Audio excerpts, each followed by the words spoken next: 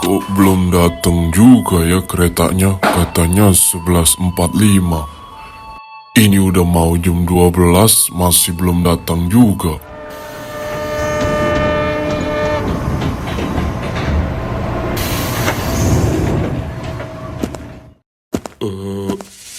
Kok nggak ada orang ya?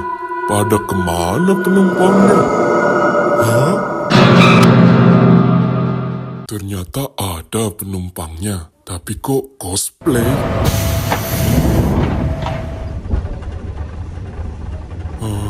Saya mau tanya, kereta ini lewat stasiun Kemayoran kan?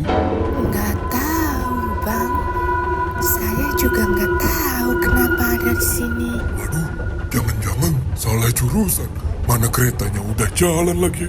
Gimana dong, Ayah kan mau pulang ke Kemayoran. Coba tanya mereka, Bang.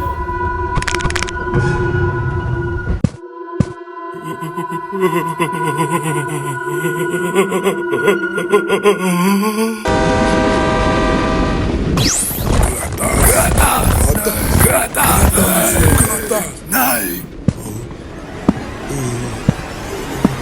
ke atas.